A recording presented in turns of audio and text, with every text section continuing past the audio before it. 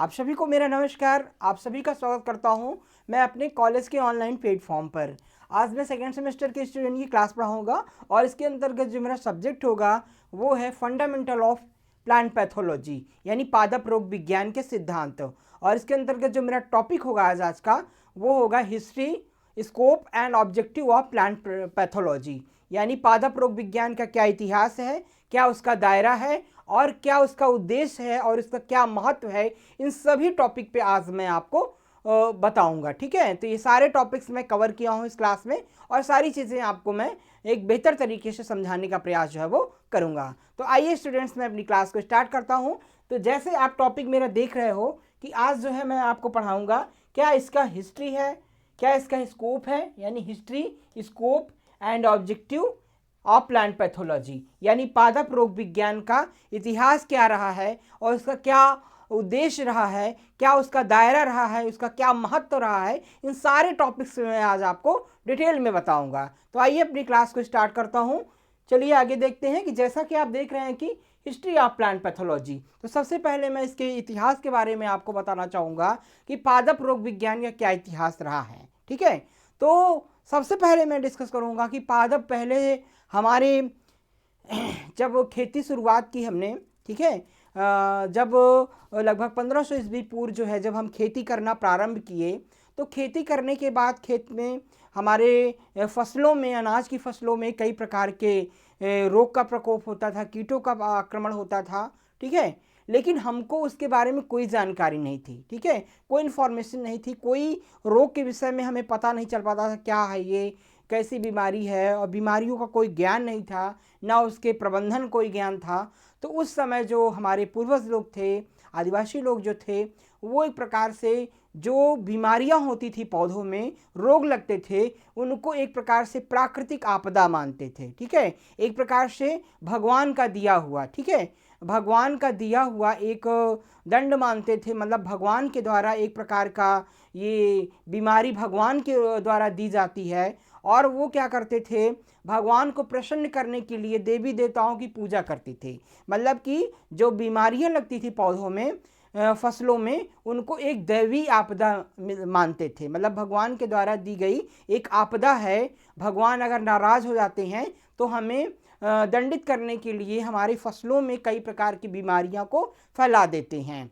तो इन बीमारियों से बचने के लिए लोग क्या करते थे, तमाम प्रकार के देवी देवताओं की पूजा करते थे और ये भगवान से प्रार्थना करते थे कि हे ईश्वर, इस बार हमारी फसल में किसी प्रकार की बीमारियों का प्रकोप ना होने पाए, किसी प्रकार के कीट ना लगने पाए, रोग ना लगने पाए। ठीक है, भगवान से प्रार्थना करते थे और पूजा अर्चना ही उनका एक प्रकार का ट्रीटमेंट था। जो जब रोग का प्रकोप हो जाता था तो भगवान की पूजा अर्चना करते थे कि भगवान इस बार कोई रोग ना लगे और हमारी फसल को बचा लीजिए। ठीक है, तो जैसे हम लोगों में मनुष्य में बीमारियां होती थी पहले, तमाम प्रकार की, जैसे हैजा और कालरा और तमाम प्रकार की बीमारियां जो होती थी, घातक बीमारियां, तो उसके बचाव का कोई बचाव के प्रबंधन का कोई उपाय नहीं था, कोई उसका कंट्रोल की कोई विधियां नहीं थी। तो भी भगवान की पूजा करते थे कि कोई बीमारी का प्रकोप इस बार मनुष्य में ना हो। तो उसी प्रकार से पेड़ पौधों की बीमारियों को दैवी आपदा माना जाता था और इसके निवारण के लिए जो है लोग पूजा पाठ करते थे, भगवान की आराधना करते थे और उनसे प्रार्थना करते थे कि इस रोग से हमारी फसल को इस बार बचा लीजिए। ठीक है, तो इस प्रकार से प्राचीन काल में रोग को जो है वो समझा जाता था, दैवी आपदा समझा जाता था। और कई चीज़ें हैं कि प्राचीन काल में शुरुआती समय में मनुष्य को पौधों की बीमारियों के बारे में कोई जो है वो दर्दनाक रूप से पता चला। ठीक है, तो बीमारियों के रूप बारे में कोई उसका ट्रीटमेंट का नॉलेज नहीं था। ठीक है, इसके बाद फिर पुराने नियम में ब्लास्टिंग, फफूंदी शामिल करने से इसका सबूत मिलता है। ठीक है, तो कई सारी चीज़ों में धीरे धीरे फिर उसमें परिवर्तन आते गए। कई प्रकार के वैज्ञानिक, जब थोड़ा सा अन्य जो है एग्रीकल्चर का नॉलेज का डेवलपमेंट हुआ, विज्ञान का विकास हुआ, तो कई प्रकार के जो है जो रोग वैज्ञानिक थे उन्होंने फिर इसके कारण का पता लगाया कि किस प्रकार से ये, किसके द्वारा ये रोग फैलता है। ठीक है, तो उसमें जो है वो कई प्रकार के जो पैथोजेंस हैं उनका सर्च किया गया और हमारे प्राचीन धार्मिक साहित्य ग्रीक दार्शनिक थियोफ्रेस्टर द्वारा उनके उल्लेख से बहुत पहले पौधों की बीमारियों के बारे में जानकारी देता है। यानी कि जो हमारे धार्मिक दार्शनिक थियोफ्रेस्टस थे उन्होंने भी रोगों के विषय में अध्ययन किया था। ठीक है, और इसका रोग का पता ऋग्वेद अथर्ववेद में 1500 से 500 ईस्वी पूर्व कौटिल्य अर्थशास्त्र, ठीक है, और सुश्रुत संहिता में और विष्णु पुराण में, अग्नि पुराण में और विष्णु धर्मोत्तर में भारत की कुछ प्राचीन पुस्तकें हैं जिन्हें पौधों में रोगों शत्रुओं को उल्लेख किया गया है। मतलब कि कहने का मतलब है कि रोगों के इतिहास की बात करें तो कई सारे, जैसे ऋग्वेद हमारे हैं, ठीक है, अथर्ववेद हैं जो हमारे धर्म ग्रंथ हैं, ठीक है, महाभारत रामायण में, कौटिल्य के विष्णु पुराण में और विष्णुत्तर में, मतलब कई सारे सुश्रुत संहिता में कई प्रकार के धार्मिक ग्रंथों में जो है वो रोग का उल्लेख मिलता है। तो इसका मतलब कि बहुत सारे सालों पहले भी रोग था पौधों में, तो मतलब कि रोगों के विषय में लोगों को जानकारी थी। कई सारे धार्मिक ग्रंथों में रोगों के विषय में जानकारी जो है वो प्राप्त होती है। ठीक है, तो इस प्रकार से इसका इतिहास पता चलता है। और जैसे ऋग्वेद में पौधों के रोगों के वर्गीकरण, रोगों के रोगाणु सिद्धांत पर चर्चा की गई है। ठीक है, जो हमारा धार्मिक ग्रंथ है, हमारा सबसे पुराना वे ऋग्वेद है। ऋग्वेद में भी कई प्रकार से रोगों को, फसलों में लगने वाले, पेड़ पौधों में लगने वाले रोगों का वर्गीकरण किया गया है एवं उसके जो रोग कारक है, पैथोजेंस हैं, उनके बारे में भी कहीं ना कहीं उल्लेख जो है वो मिलता है। और दूसरी चीज़ क्या है कि जैसे कि वैदिक काल के विद्वान जानते थे कि रोग रोगाणुओं के कारण होते हैं। प्राचीन भारत में सुरपाल द्वारा लिखित पुस्तक वृक्ष आयुर्वेद में पौधों के रोगों के बारे में जानकारी थी। ठीक है, तो इस प्रकार से जैसे वैदिक काल में, जो वैदिक काल था हमारा, उस टाइम पे भी ये जानकारी मिली है धर्म लेखों के माध्यम से कि उस समय भी रोग था। और रोग के द्वारा जो रोग को फैलाने वाले रोगाणु होते हैं, जिसको हम पैथोजन कहते हैं, पैथोजेंस की जानकारी थी, यानी प्लांट पैथोजेंस की भी जानकारी जो है उस समय थी। और जैसे कि एक धार्मिक ग्रंथ सुरपाल जो थे, ठीक है, सुरपाल के द्वारा लिखित एक पुस्तक थी वृक्ष आयुर्वेद।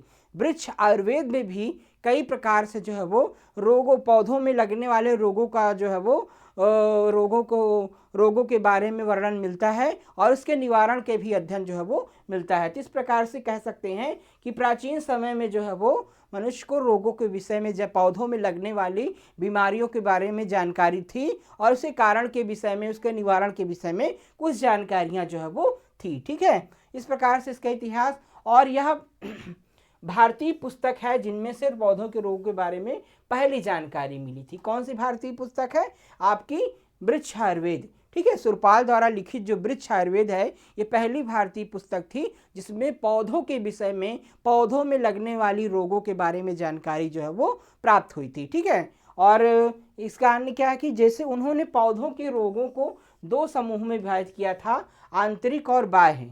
ठीक है, तो मतलब पौधों के जो सुरपाल जी थे जिन्होंने वृक्ष आयुर्वेद लिखा है, उन्होंने पौधे के रोग को दो भागों में विभाजित किया था, एक आंतरिक रोग, एक बाह्य रोग। ठीक है, तो मतलब ये कहना है कि प्राचीन समय में भी रोगों के विषय में जानकारी थी। और बाइबल में rust, smut, downy mildew, powdery mildew और ब्लाइट जैसे पौधों की बीमारियों का उल्लेख किया गया है। ठीक है, यानी कि हमारे जो क्रिश्चियन है, क्रिश्चियन का जो धार्मिक ग्रंथ है बाइबल, ठीक है, क्रिश्चियन धर्म का, ईसाई धर्म का जो धार्मिक ग्रंथ बाइबल है, बाइबल में भी उनके कई प्रकार के, जैसे रस्ट बीमारी होती है जिसको पाउडरी रस्ट बोलते हैं, तो रस्ट बीमारी का, और डाउनी फफूंद, डाउनी मिल्ड्यू, पाउडरी मिल्ड्यू जो आपके दलहनी फसलों का मुख्य रोग है, मटर वाली फसलों का, और पाउडरी, ठीक है, ब्लाइट रोग, कई सारी जो बीमारियां होती हैं पौधों में, उसके विषय में जानकारी हमको मिलती है बाइबल में। मतलब बाइबल जो धार्मिक ग्रंथ है ईसाई धर्म का, उसमें भी कई प्रकार की बीमारियों का वर्णन मिलता है। ठीक है, तो इस प्रकार से इसका इतिहास रहा है। और ग्रीक दार्शनिक जो थे थियोफ्रेस्टस थे, 340 से 286 ईस्वी पूर्व में पेड़ों, अनाजों और फलियों की बीमारियों के बारे में अध्ययन और उल्लेख किया था। ठीक है, मतलब ये कहना है कि जो ग्रीक दार्शनिक थियोफ्रेस्टस थे, उन्होंने कई सारी ईस्वी पूर्व से पेड़ों, अनाजों और फलियों की बीमारियों के बारे में अध्ययन और उल्लेखन सबसे पहले जो है वो किया था। ठीक है, तो ये भी तथ्य मान सकते हैं। और इनकी पुस्तक थी इंक्वायरी इनटू प्लांट्स। ठीक है, थियोफ्रेस्टस की एक बुक थी इंक्वायरी इनटू प्लांट्स में अपने अवलोकन, कल्पनाओं और अनुभवों को दर्ज किया, लेकिन वे किसी प्रयोग पर आधारित नहीं थे। ठीक है, तो थियोफ्रेस्टस की इंक्वायरी इनटू प्लांट्स में कई प्रकार की पौधों में लगने वाली बीमारियों के बारे में वर्णन जो है वो मिलता है। ठीक है, लेकिन इन्होंने किसी भी प्रयोग पर आधारित नहीं थे। ठीक है, मतलब कोई जो है वो साइंटिफिक प्रयोग नहीं था कि हाँ इसके द्वारा ही ये रोग जो है वो फैलता था, लेकिन कुछ हद तक इसमें कई सारी बीमारियों का वर्णन जो है वो पाया गया था। ठीक है, तो इस प्रकार से ये चीज़ें थी। और इसके अलावा उन्होंने उल्लेख किया था कि विभिन्न समूहों के पौधों में अलग अलग बीमारियां होती हैं और जो स्वायत्त या स्वतः स्फूर्त होती हैं, यानी पौधों की बीमारियों के साथ कोई बाहरी कारण नहीं जुड़े होते हैं। पौधों की विकृति कई पहलुओं पर ध्यान नीचे। ठीक है, तो इस प्रकार से इन्होंने जो थियोफ्रेस्टस थे, जो हमारे पूर्व दार्शनिक थे, थियोफ्रेस्टस ने कई प्रकार की बीमारियों का वर्णन किया है अपनी बुक में। ठीक है, लेकिन उसमें इन्होंने ये कहा है कि जो रोग होते हैं वो स्वतः पौधों में उत्पन्न होते हैं, कोई प्राकृतिक बाहरी कारक उसमें भाग नहीं लेता है। ठीक है, तो ये चीज़ें बाद में जो है वो इस पे मतभेद हुआ और आज भी ये चीज़ें हैं कि वो गलत था। ठीक है, लेकिन उस समय इन्होंने पूरी जानकारी जो है वो नहीं कर पाए थे। तो इस प्रकार से इसका इतिहास था। और इसके अलावा तो इस प्रकार से इसका इतिहास था और बाद में फिर धीरे धीरे इसके इतिहास में परिवर्तन आता गया। तमाम प्रकार के वैज्ञानिक जो है वो जो हमारे प्लांट पैथोलॉजिस्ट थे, उन्होंने पादप रोगों का अध्ययन किया और ये पता लगाया कि ये जो प्लांट डिजीजेज हैं ये किसी पैथोजेंस के द्वारा होते हैं, रोग कारक के द्वारा होते हैं। और वो रोग कारक कौन से होते हैं? आपके फंजाई होते हैं, बैक्टीरिया होते हैं, वायरस होते हैं, नीमेटोड होते हैं। ठीक है, तो ये जितने भी हैं ये बाहरी कारक, मतलब कि प्लांट डिजीज जो है वो जो प्लांट पादप रोग होते हैं वो कुछ बाहरी कारकों द्वारा, कई प्रकार के पैथोजेंस के द्वारा होते हैं। ठीक है, जो पैथोजेंस होते हैं बैक्टीरिया, फंगस, वायरसेस और माइकोप्लाज्मा, स्पायरोप्लाज्मा। ठीक है, इसके अलावा कुछ एबायोटिक डिजीज होते हैं। ठीक है, तो जैविक बायोटिक डिजीज और एबायोटिक मैंने पिछली वीडियो में आपको पढ़ाया है। तो एबायोटिक में क्या आते हैं? जैसे तापमान हो गया, ठीक है, वातावरण की नमी हो गई, रेनफॉल हो गया, आपका टेम्परेचर हो गया, लाइट हो गया, प्रकाश हो गया, और न्यूट्रिशनल डिफिशियंसी, पोषक तत्वों की कमी या अधिकता के कारण कुछ रोग हो जाते हैं, या प्लांट में इंजरी कोई हो गई, प्लांट में कोई घाव हो गया, तो ये सारे जो है उसके द्वारा भी रोग कई प्रकार के कॉजेज हो जाते हैं। ठीक है, तो रोगों को दो श्रेणी में बांटा गया है, एक जैविक कारक, एक अजैविक कारक, बायोटिक एंड एबायोटिक फैक्टर। ठीक है, बायोटिक में सभी जीव आते हैं, जैसे जीवाणु, विषाणु, ठीक है, और आपके कवक, ये सारे आते हैं। और एबायोटिक में कई प्रकार के पर्यावरणीय कारक जो है वो, और पोषक तत्वों की कमी या अधिकता, एवं जो है प्लांट में कोई घाव या इंजरी हो जाती है उसके कारण से रोग हो जाते हैं। मतलब कई सारे फैक्टर्स होते हैं जिसके कारण रोग को जन्म देते हैं प्लांट में। ठीक है, तो फिर धीरे धीरे क्या हुआ, कई प्रकार के अनुसंधान हुए, फंगस की खोज हुई। ठीक है, कवक के द्वारा होने वाले रोगों को अलग किया गया, जो बैक्टीरिया के द्वारा होने वाले डिजीज को अलग किया, वायरसेस के द्वारा पता लगाया, नीमेटोड डिजीज पता लगा, माइकोप्लाज्मा, तो फिर सेग्रीगेट किया, रोगों का वर्गीकरण किया गया। ठीक है, जैविक और अजैविक कारण के द्वारा होने वाले रोगों का पता लगाया गया और उसके सही नियंत्रण की विधियों का पता लगाया गया, जो वर्तमान समय में हमारा जो है वो हमारे लिए सही कारगर हो रहा है। सही जानकारी हमको मिल रही है, उस पर कई सारे अनुसंधान किए और धीरे धीरे उसका जो है वो पता लगाया गया। तो इस प्रकार से इसका संपूर्ण इतिहास जो है वो इस प्रकार से हम डिस्क्राइब कर सकते हैं। अब आगे बात करेंगे इसके उद्देश्य के बारे में। ठीक है, तो पादप रोग विज्ञान का दायरा और उद्देश्य। ठीक है, पादप रोग विज्ञान का दायरा क्या है और उसका उद्देश्य क्या है? तो प्लांट पैथोलॉजी में हम वह विज्ञान है जो पौधों को प्रभावित करने वाले विभिन्न रोगों का अध्ययन करता है। ये रोग पौधों की वृद्धि, विकास और उत्पादकता को प्रभावित कर सकते हैं, जिससे कृषि और खाद्य सुरक्षा पर गंभीर प्रभाव पड़ता है। ठीक है, तो कहीं ना कहीं जो है वो पादप रोगों का अध्ययन बहुत ही आवश्यक होता है।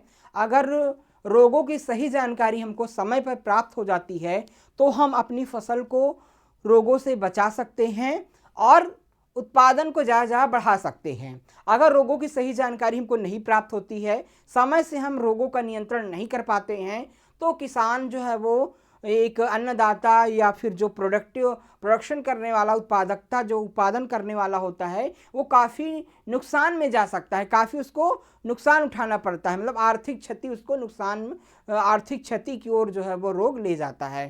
तो बहुत ज़्यादा बीमारी अगर फैल गई फसल में, समय से उसका हम नियंत्रण नहीं कर पाए, समय से उसकी जानकारी नहीं हो पाई, सटीक जानकारी, सटीक नियंत्रण नहीं हो पाया, तो बीमारियां काफ़ी फैल जाती हैं और काफ़ी ज़्यादा मात्रा में फसल को आर्थिक नुकसान पहुंचाती थी हैं। ठीक है, मतलब उत्पादन में कमी हो जाती है, जिससे किसान को काफ़ी नुकसान उठाना पड़ जाता है। ठीक है, तो इस प्रकार से इसकी आगे बात करेंगे इसके बारे में। फिर इसका दायरे की बात करें तो पादप रोग विज्ञान का दायरा काफ़ी व्यापक है और इसमें निम्नलिखित कई सारी चीज़ें शामिल है। ठीक है, तो जब इसके स्कोप की बात करें, स्कोप ऑफ प्लांट पैथोलॉजी, तो स्कोप ऑफ प्लांट पैथोलॉजी इसका दायरा काफ़ी बड़ा है और कई सारे पॉइंट्स के द्वारा इसके हम स्कोप को क्लियर करेंगे। तो जैसे कि रोग जनकों का अध्ययन करना, स्टडी ऑफ पैथोजेंस, तो हमारा जो प्लांट पैथोलॉजी है इसके अंतर्गत हम रोग जनकों का अध्ययन करते हैं। जो हमारे पैथोजेंस होते हैं, रोगों को फैलाने वाले जो कारक होते हैं, उनका अध्ययन करना आवश्यक होता है। जब हम रोग फैलाने वाले कारकों के विषय में, पैथोजेंस के बारे में हमें सही जानकारी होगी, तभी हम किसी रोग का नियंत्रण उचित प्रकार से कर सकते हैं। अब पैथोजेंस की बात करें, मतलब कि कोई भी डिजीज़ है वो बायोटिक है या एबायोटिक है, जैविक है या अजैविक कारक के द्वारा हो रही है।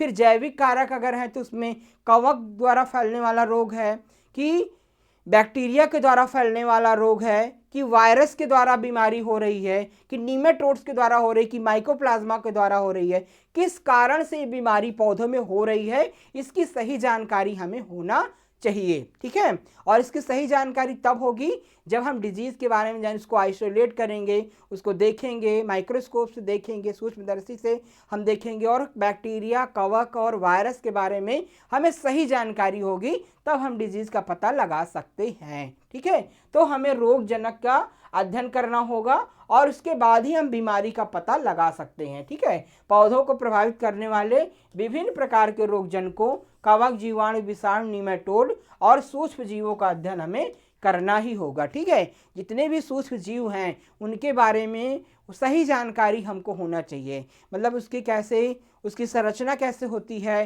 कैसे उनका नेचर ऑफ डैमेज होता है, कैसे वो अपने होस्ट पे अटैक करते हैं, उनका लाइफ साइकिल कैसे होता है, उनकी ग्रोथ एंड डेवलपमेंट कैसे होती है, इन सभी का हमें जानना क्यों आवश्यक होगा, उन सूक्ष्म जीवों के बारे में और उस रोग जनकों के बारे में। तभी हम रोग की सही जानकारी प्राप्त कर पाएंगे और इसका सही नियंत्रण कर पाएंगे। अब दूसरी चीज़ क्या है कि रोग का विकास, डिजीज डेवलपमेंट। ठीक है, दूसरा क्या स्कोप है, रोग के विकास का अध्ययन करना। ठीक है, तो इसके अंदर रोग कैसे फैलते हैं, पौधों को कैसे संक्रमित करते हैं और रोग के लक्षण कैसे विकसित होते हैं, इसका अध्ययन करना। ठीक है, मतलब कि कोई भी डिजीज़ है वो कैसे फैलती है, कैसे फसल को अपना होस्ट बनाती है और किस प्रकार से जो है वो विकसित होते हैं, कैसे वृद्धि करते हैं, कैसे विकास करते हैं, इन सभी का अध्ययन हम इसके अंतर जो है वो करते हैं। ठीक है, इसके बाद पौधों की प्रतिक्रिया का अध्ययन, प्लांट इज रिस्पॉन्स।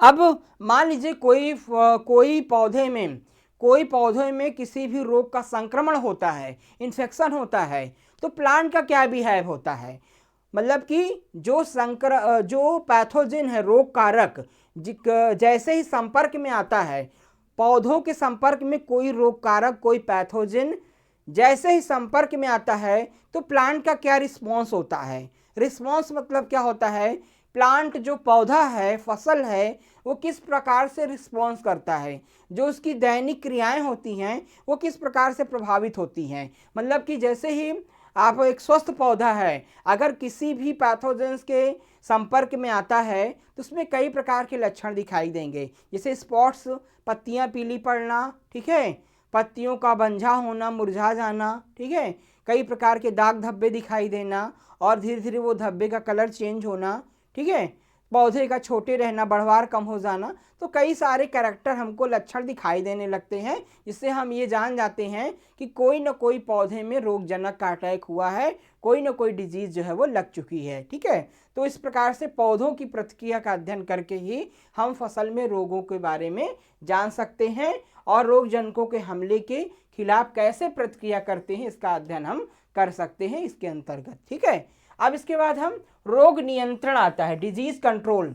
तो स्कोप में यानी दायरा में रोग के विषय में सही जानकारी प्राप्त करना और रोग का नियंत्रण कैसे किया जाए इसकी भी सही जानकारी करना हमें आवश्यक होता है। अब नियंत्रण की बात करें तो रोगों को रोकने और नियंत्रित करने के तरीकों का विकास, ठीक है, यानी कि जो भी पैथोजन है, जब हमें रोग की सही जानकारी हमें मिल जाती है तो रोग का कैसे नियंत्रित किया जाए, कई प्रकार की जो नियंत्रण करने की विधियां हैं, कौन सी विधि उचित होगी, कम खर्चीली होगी और कौन सी बेस्ट मेथड होगा, किसके द्वारा हम सही डिजीज का नियंत्रण सही समय पे कर लेंगे, इन विधियों को जो है वो जानना हमें आवश्यक है। जो भी डिजीज को कंट्रोल करने की विधियां हैं, जैसे कि आपका भौतिक विधि, रासायनिक विधि, जैविक विधि, ठीक है, कर्षण विधि, जितनी भी विधियां हैं उसमें जो विधि उचित होगी, जो हम कम समय में कम खर्चे में करेंगे, उस सभी विधियों को लागू करना हमारे लिए आवश्यक होगा। तो सभी रोग नियंत्रण की विधियों के बारे में जानना है कि किस प्रकार से हम कम समय में कम खर्चे में रोग को नियंत्रित कर लें, ये सारे इसके स्कोप के अंतर्गत आते हैं। और अगला क्या है इसका उद्देश्य। तो अभी तक हमने क्या अध्ययन किया, इसका हमने अध्ययन किया, आपको बताया उसका scope of pathology, scope of plant pathology. अब इसके बाद हम बात करेंगे स्कोप यानी ऑब्जेक्टिव ऑफ प्लांट पैथोलॉजी। क्या बात करेंगे, objective of plant pathology, plant pathology. तो ऑब्जेक्ट के अंदर क्या होगा कि पादप रोग विज्ञान का मुख्य उद्देश्य कई सारे हैं, ठीक है, कई सारे ऑब्जेक्टिव हैं प्लांट पैथोलॉजी की, जैसे कि रोगों की पहचान करना, आइडेंटिफिकेशन ऑफ डिजीज, पौधों में होने वाले विभिन्न प्रकार के रोगों को सटीक पहचान करना, ठीक है। तो विभिन्न प्रकार के जो रोग होते हैं, पौधों में बीमारियां होती हैं, उनकी सही पहचान करना, ठीक है। तो बीमारियों के विषय में सही पहचान करना ये हमारा उद्देश्य होता है। जब बीमारियों की सही पहचान करते हैं, उनके रोग जनकों की सही पहचान करते हैं, तभी उसका हम सही नियंत्रण हम कर सकते हैं। तो बीमारियों का पहचान करना इसका मुख्य उद्देश्य होता है। दूसरा क्या है कि रोगों के कारणों का पता लगाना। क्या करना, रोगों के कारणों का पता लगाना, मतलब कि किस कारण से रोगों के कारण का पता लगाना तथा प्रभावी नियंत्रण किए जा सके, मतलब कि किस कारण से ये रोग फैला है। ये जैविक कारक हैं इसको रोग के फैलाने वाले कि अजैविक कारक हैं। कभी कभी पोषक तत्वों की कमी से भी कई प्रकार के रोग होते हैं, पॉल्यूशन से भी डिजीज होती है। तो उस रोग का कारण का सही पता लगाना कि वो जैविक कारक है कि अजैविक कारक है। जैविक कारक है तो किस कारण वजह से हुआ है, बैक्टीरिया है कि फंगस की, वायरस की, किसके द्वारा यह रोग फैला है, तो फिर उसका सही नियंत्रण हम तभी जो है वो कर सकते हैं। अगला उद्देश्य क्या होता है, रोगों के प्रसार को रोकना, प्रिवेंटिव द स्प्रेड डिजीज, ठीक है, रोगों के प्रसार को रोकने के लिए रणनीतियां विकसित करना। मतलब कि जो भी रोग है, ठीक है, अगर प्लांट, क्योंकि जो डिजीज है, प्लांट डिजीज है, वो बहुत तेजी से फैल सकता है। जैसे ही स्वस्थ पौधा अस्वस्थ पौधे के संपर्क में आता है तो वह रोग जो है वो फैल जाता है। अस्वस्थ पौधे से स्वस्थ पौधे में बीमारियां फैल जाती हैं, ठीक है। बीमारियां कई प्रकार से फैलती हैं, संपर्क के द्वारा, एक दूसरे के टच होने के द्वारा, और हवा में भी फैल जाती हैं। जब वायरस के पार्टिकल एयर में आ जाते हैं, हवा में आ जाते हैं, तो फिर एयर बॉर्न डिजीज होता है, एक प्लांट से एक स्थान दूसरे स्थान तो महामारी का रूप धारण कर लेता है। तो इस प्रकार से रोग को एक सीमित क्षेत्र में, रोग जहां पर है वहीं उसको तुरंत नियंत्रण कर लेना चाहिए, मतलब कि अन्य फसल को नुकसान ना पहुंचाने पाए, ठीक है।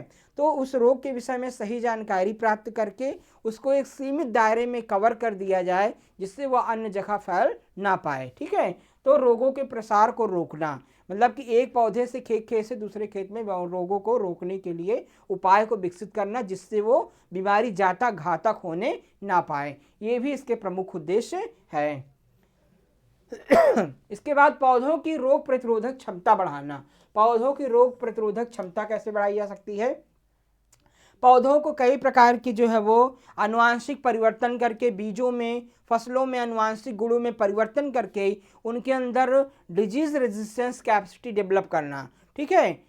डिजीज रेजिस्टेंस कैपेसिटी जो है वो कई प्रकार के जो है वो आनुवांशिक गुणों को परिवर्तन ला करके पौधों के अंदर ज़्यादा से ज़्यादा रोग के प्रति सहनशीलता विकसित करना, जिससे कि फसल में रोग का प्रकोप होने ही ना पाए, तो किसी प्रकार के नियंत्रण की आवश्यकता नहीं पड़ेगी। ठीक है, तो रोगों के फसलों के अंदर कई प्रकार के आनुवांशिक परिवर्तन करके रोग प्रतिरोधन क्षमता को विकसित करके ये किया जा सकता है। ठीक है, तो इस प्रकार से फसल को बचाया जा सकता है रोगों से। अगला उद्देश्य क्या है? कृषि उत्पादन बढ़ाना, इंक्रीज द एग्रीकल्चर प्रोडक्शन। ठीक है, फसल के उत्पादन बढ़ाने के लिए रोगों से फसल को बचाना होगा। ठीक है, अगर हम जो हमारा 40 to 80% जो लॉस होता है हमारे डिजीज़ के द्वारा, कई प्रकार के रोगों के द्वारा फसलों में बहुत ज़्यादा नुकसान हो जाता है, जिससे आर्थिक काफ़ी नुकसान होता है किसानों को। तो कई प्रकार की बीमारियों से अगर फसल को बचा लिया जाए तो उत्पादन तो बढ़ेगा ही, साथ साथ जो है खर्चे भी किसान के कम कर दिए जाएंगे। ठीक है, तो रोगों को नियंत्रित करने में कई प्रकार के जो खर्च होते हैं अनावश्यक, उसको भी कम किया जा सकता है, जिससे किसानों को आर्थिक लाभ ज़्यादा से ज़्यादा पहुँचाया जा सकता है। तो ये इसका प्रमुख उद्देश्य है कि ज़्यादा से ज़्यादा रोग बीमारियों को कम किया जाए और उत्पादन को बढ़ाया जाए। ठीक है, तो इस प्रकार से ये प्लांट पैथोलॉजी का उद्देश्य ये है कि नियंत्रण की नई नई तकनीक को विकसित किया जाए और रोगों का सही समय पर निदान किया जाए, प्रतिरोधक क्षमता विकसित करने वाली कई सारी डिजीज़ रेजिस्टेंस वैरायटीज़ को विकसित किया जाए, जिससे उत्पादन में ज़्यादा वृद्धि हो। ठीक है, तो इस प्रकार से इसका कई सारे इसके प्रमुख वो रहे हैं। अब इसके बाद खाद्य सुरक्षा सुनिश्चित करना। ठीक है, इंक्रीजिंग द खाद्य सुरक्षा सुनिश्चित करने के लिए लोगों को नियंत्रित करना। ठीक है, तो खाद्य सुरक्षा फूड सिक्योरिटी को बढ़ाने के लिए, ज़्यादा से ज़्यादा उत्पादन को बढ़ाने के लिए, देखिए जब रोग नहीं होगा तो उत्पादन ज़्यादा प्राप्त होगा, स्वस्थ जो है वो बीज पैदा होंगे, स्वस्थ अनाज पैदा होंगे, जिससे कि खाद्य सुरक्षा में वृद्धि होगी। तो इस प्रकार से रोगों को सही समय पर नियंत्रण करना, उचित विधियों को विकसित करना, ये प्रमुख इसका उद्देश्य रहा है। अब पादप रोग विज्ञान के महत्व की बात करें, ठीक है, इंपॉर्टेंस ऑफ प्लांट पैथोलॉजी, तो इंपॉर्टेंस में आते हैं से कि पादप रोग विज्ञान कृषि के लिए अत्यंत महत्वपूर्ण है, क्योंकि इससे जैसे खाद्य सुरक्षा हो गया, ठीक है, फूड सिक्योरिटी, ठीक है, तो इसके महत्व की बात है, लगभग यही चीज़ है जो मैंने बताया पिछले। तो इसका कई सारा महत्व है, जैसे फूड सिक्योरिटी, जैसे कि रोग का प्रकोप कम होगा फसल में तो अनाज उत्पादन बढ़ेगा, फूड सिक्योरिटी बढ़ेगी, और जो है जो रोग प्रभावित फसल है अनाज की गुणवत्ता बढ़ेगी, अनाज का मूल्य अच्छा मिलेगा बाजार में। तो इस प्रकार से खाद्य सुरक्षा में वृद्धि होगी। ठीक है, और आर्थिक लाभ, इकोनॉमिक बेनिफिट, जब फसल उत्पादन में वृद्धि करके किसानों को आर्थिक लाभ किया जा सकता है। ठीक है, जब फसल के उत्पादन में वृद्धि होगी तो जाहिर सी बात है किसान का भी खर्चा कम होगा और उसे आर्थिक मुनाफा ज़्यादा होगा। उत्पादन बढ़ेगा तो उसको प्रॉफिट जो है वो ज़्यादा से ज़्यादा होगा, जिसके उसकी स्थिति जो है वो सुधार आ सकेगा। पर्यावरण संरक्षण, जब किसी प्रकार की बीमारी नहीं होगी तो रसायन का उपयोग कम करना पड़ेगा फसल में, और जिससे कि पर्यावरण में रहने वाले तमाम प्रकार के जीव जंतु पशु सब सेफ रहेंगे, और जो अनाज उत्पादित होगा वो भी आपके जहर रहित होगा, शुद्ध होगा। ठीक है, और उसको खाने से बीमारियां मनुष्य में कम होगी। ठीक है, तो पर्यावरण के साथ साथ मनुष्य को भी सुरक्षा जो है वो प्राप्त होगी। ये सारे इसके प्रमुख महत्व हैं। ठीक है, तो आज की क्लास में मैं कई सारे टॉपिक को कवर किया। आप बताएंगे कि हमारी क्लास आज की कैसे लगी, और हमारे चैनल से ज़्यादा जुड़ें, सब्सक्राइब करें, शेयर करें, जिससे कि आप लोगों को समय समय पर जो है वो एग्रीकल्चर की तमाम प्रकार की क्लासेस आपको मिलती रहें। तो आज के लिए धन्यवाद छात्रों, कल हम फिर आपको मिलेंगे नए वीडियो के साथ।